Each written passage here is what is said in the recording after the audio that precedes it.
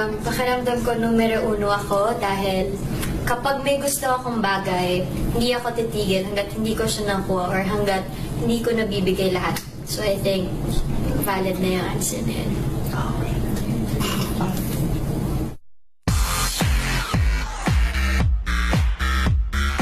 Child star, tween sensation, half of the country's most popular love team, teen queen, and now a blossoming woman. She's all that and more. How to be Catherine Bernardo. The queen bee of Kathniel fandom, Catherine is idolized and revered by her most loyal supporters. Her path to showbiz royalty may have been carved in the stars, but her journey started way back in a small town in Nueva Ecija. Super simple lang. As in, pagka-school, minsan after class, maglalaro kami, patintero, patabang 1, 2, 3, alam mo yun, ice water, ganun. Tapos sunduin ako, tapos bahay. May normal akong ginagawa everyday. Super simple lahat. A simple lass in the province, showbiz was interesting for Catherine.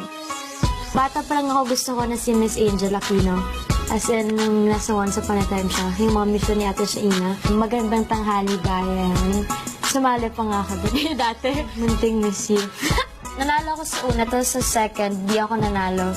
Doon ako nagsimula talaga mag-artista kasi nga, sabi ko, gusto ko ituloy. Kasi nga natalo ako. She might not have been victorious, but the entertainment world again opened its doors for Catherine.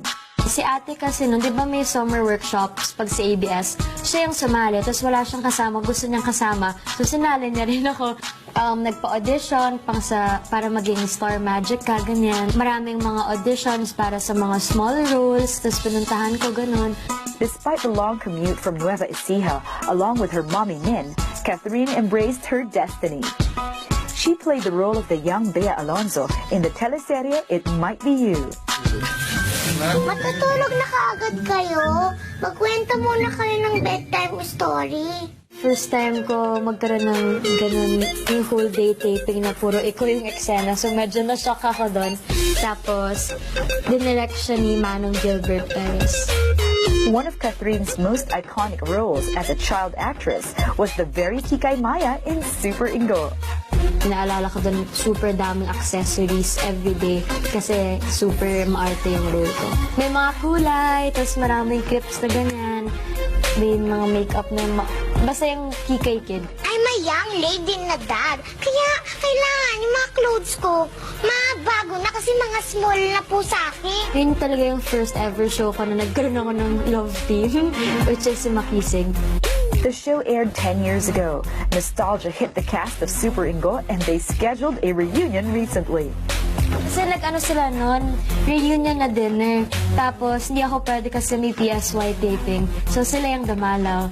Si Jairus, nakikita naman kami. Pero si Makisig, siya yung hindi ko nakikita. So, nag-reunion kami sa set ng PSY. Kahit medyo bitin. Dati mas matangkad daw ako, yung Makisig na yung mas matangkad na siya sa akin. Yun yung problema namin dati, yung height niya. It was one hit after another, from the Kikay Maya to the funny Catherine as one of the Bibo kids of Going Bulilit. Going Bulilit, every Saturday taping, makikita mo tumatakbo-takbo kami sa hallway sa main building. Yung mga may ingay na bata doon. Ay, kinabahan ako. Kala ko tinamaan yung apple. In her young age, Catherine showed everyone her capacity to interpret heavier and more dramatic roles.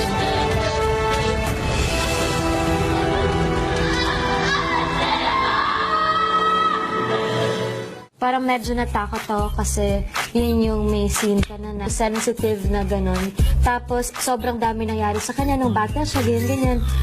So sabi ko, parang mahirap. May nagsabi sa amin na yun yung maging way ko para makagraduate na sa bata-bata na kaya rin mag-drama, ganyan.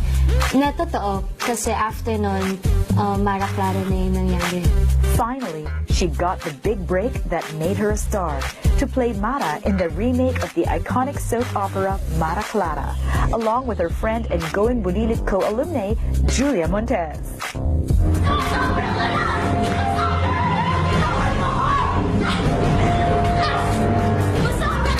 Tagal nag-sync in sa amin ni Julia na parang, wow, tayo si Mara at si Clara.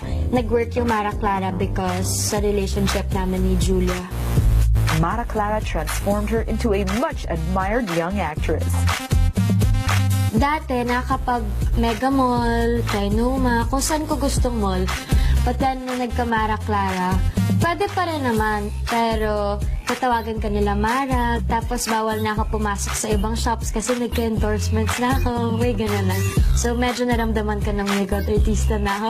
Tapos, may cover ka na ng magazine. Minsan, nakita mo na sarili mo sa billboards. So, parang, wow, solid. Up next, Catherine meets the other half of today's iconic love team.